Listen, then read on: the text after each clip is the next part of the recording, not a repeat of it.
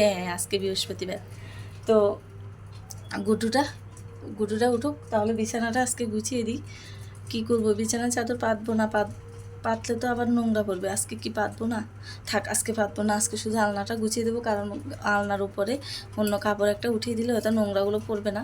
আমি কি করেছি, অনেকগুলো কাপড় ধুয়ে দিয়েছি, তো এখন ভাবছি কাপড়গুলো আলনাতে গুছিয়ে না গুছিয়ে নাকি গডরেজে দিয়ে দেবো, বুঝতেছি না। আচ্ছা ঠিক আছে, আমি দেখি তো করবো।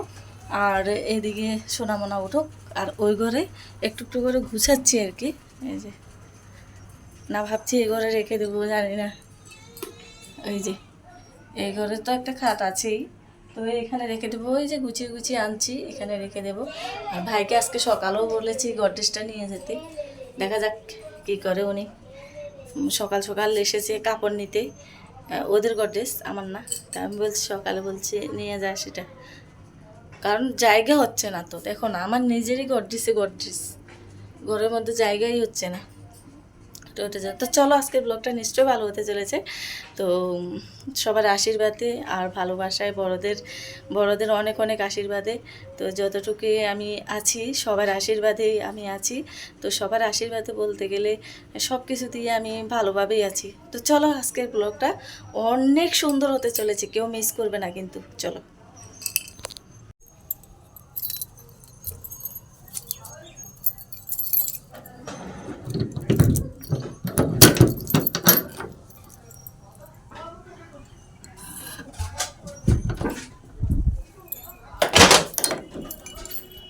রান্নাঘরের দরজা খুলে তো মাথা গরম হয়ে গেছে। কালকে রাত্রে ভাত খেতে পারিনি, এই অসুস্থতার জন্য ভাত খেতে পারছি না। তোমরা তো হয়তো বিশ্বাস করবে না, একটুখানি ভাত নিয়েও খেতে পারি না, ফেলে ফেলে দিই। খুব কষ্ট লাগে ভাত ফেলতে, কারণ বরমশাই ওখানে অনেক কষ্ট করে রোজগার করে আনছে। আমি কি করব বলো তো, আমার মুখটা এত তিতো হয়ে আছে, মানে খেতেই পাচ্ছি না মোট কথা।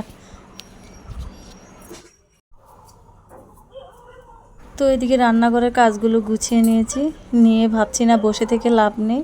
শরীর খারাপ হোক হাজার যে হোক, দেখবে বসে থাকলে মনে হয় কি আরও বেশি খারাপ হবে। আমার যতক্ষণ শরীর বেশি খারাপ হবে, তখন আমি বিছানা থেকে উঠতে পারি না।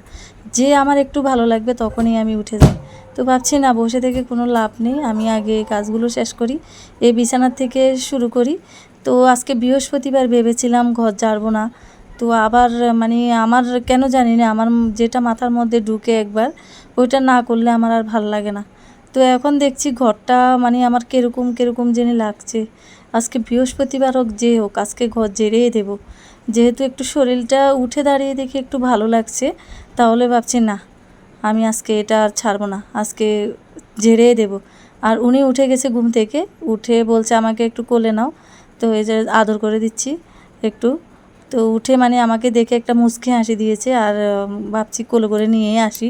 ছোট বাচ্চাগুলো আমাকে এত ভালোবাসে, জানি না আদৌ বড় হলে ভালোবাসবে কি না। তো ভালোবাসুক না বাসুক, এটা হচ্ছে ভগবান জানে কার কপালে কী আছে। তো ওকে শুয়ে দিলাম, শুয়ে দিয়ে আমি বলছি বাবা দাঁড়াও, আমি এগুলো করে নিই, বিছানাটা গুছিয়ে নিই, তারপরে তোমাকে আমি খেতে দেবো, আমিও খাবো, ঠিক আছে? বলছে হ্যাঁ ঠিক আছে, আমাকে তুমি খাইয়ে দেবে, আমি নিজে হাতে খাবো না। তুমি সুন্দর করে মাখো, মেখে আমাকে খাইয়ে দাও কালকের মতো। কালকেও খাইয়ে দিয়েছিলাম। তো ওরা সবগুলো বাচ্চারা আমার হাতে খাওয়া খুব ভালোবাসে, তো এটার জন্য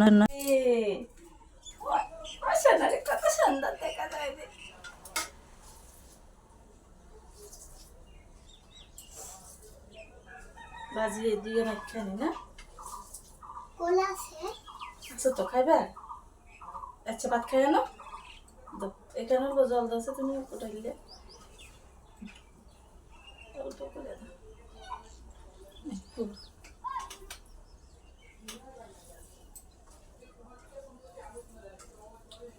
আমার ছানা ভাত খাইব নাকি রে? আমার টুন্টু বাবা, আমার ছোট্ট বাবা কি ভাত খাইব নাকি রে?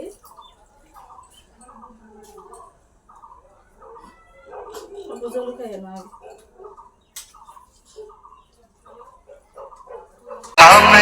আপেল আর কিশমিশ, তারপরে হচ্ছে গিয়ে চিড়া, আঙ্গুর ফল, সবগুলো দিয়ে আমি ফ্রিজে দিয়ে দিয়েছি। বাবা গরমের থেকে এসে ঠান্ডা জিনিস খুঁজে, তো এটার জন্য দিয়ে দিয়েছি। ও আর একটু লবণ দিয়ে দিয়েছি, চিনি দিয়ে দিয়েছি। তো এটাকে এখন ফ্রিজে ঢুকিয়ে দেবো, ঠান্ডা ঠান্ডা বাবা আসলে দুপুরবেলা কাজের থেকে দোকান থেকে আসলে খেতে পারবে আর কি। আর এক ফাঁকে একটা করছি, এক ফাঁকে একটা করছি। এদিকে বোনের সবজি বাজার সব এখানে এনে রেখে গেছে, পরবের বাজার। আর আমি ওইদিকে বসিয়ে দিয়েছি ভাত। আর এখানে ঝাড়ু টাড়ু সব নিয়ে এসেছি, দেখো কী অবস্থা। এগুলো ঝাড়ু দেওয়ার জন্য। আর কাপড়গুলো উঠিয়ে গরম গরম এখানে রাখছি, গুছাবো। আর এদিকে চলে এসেছি রান্না করতে। অলরেডি মাছ কেটেই নিয়েছি অফ ক্যামেরায়।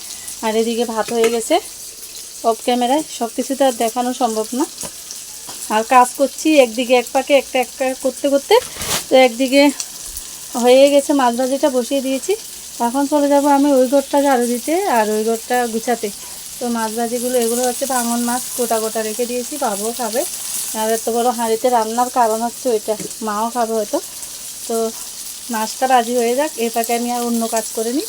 আর কাপড় যেগুলো শুকিয়ে গেছে বাইরে রোদে, ওগুলো নিয়ে যাই। চলো, এই যে শুকিয়ে গেছে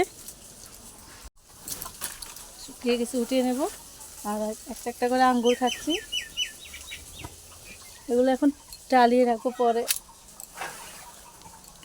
রৌদ্র থেকে গরম গরম উঠালে কাপড় গুছাতে অনেকটা সুন্দর। তো এটার জন্য তো এই যে এখানে রেখে দিলাম, পরে গুছাবো। ওগুলো গুছিয়ে আজকে আর আলনাতে গুছাবো না, আলনার কাপড়গুলোও নিয়ে নেব না। আজকে আর নেবো না, এমনি রেখেছি। আলনার কাপড়গুলো নেব না। তো এগুলো আগে অন্য কাজ, রান্নার কাজটা সেরে আসি, তারপরে এই ঘরটা ধরবো আমি। এখন বাজে 2টো। তো ঘরের কাজকর্ম সব ছাপা করে এসেছি, শুধু বিছানাটা চাদরটা পাতিনি। আর ভেবেছিলাম আজকে বৃহস্পতিবার ঘর ঝাড়বো না, তাও ঝেড়ে নিলাম। সমস্ত ঘর ঝেড়ে নিয়েছি। আর এখানে পুষ্পটা খেলছে যে সানা বাবা, ওটা পরুন তো পিসি, পরুম এটা। কি করলা? অকর্ম করে দিয়েছে। আমি পরার জন্য পেটিকোট বের করে রেখেছি। এই দেখো, এটাতে নোংরা টোংরা লাগিয়ে কি করছে। ওই যে দেখো কি করছে, ওষুধের ঢাকানগুলো। আর এখানে খেলছে, বাজার হাট নিয়ে বসে যে দেখছো। এই যে দুষ্টটাকে একটু বকুনি দিয়ে দাও, এই যে বকুনি দিয়ে দাও। করবা এরকম আর করবা? সরি বলো, সরি বলো। এই মন খারাপ করে দিয়েছে। আর এখন এখানে রান্না বসিয়ে দিয়েছি। এই যে এখানে সজনা আলু টমেটো দিয়ে মাছের ঝোল করবো। অন্ধকার আসছে না, দেখ ক্যামেরা দিই। কালারটা যে অসাধারণ এসেছে। ব্লগটা অনেকটা বড় হয়ে যাচ্ছে, তথাপিও কিছু করার নেই। তো এখানে মাছ ভেজে রেখেছি, এই যে একদম কড়া ভেজে রেখেছি ভাঙন মাছটাকে। আর এখানে এটা কষিয়ে রসিয়ে বসিয়ে দেব, শেষ কাজ। আর ছান করব।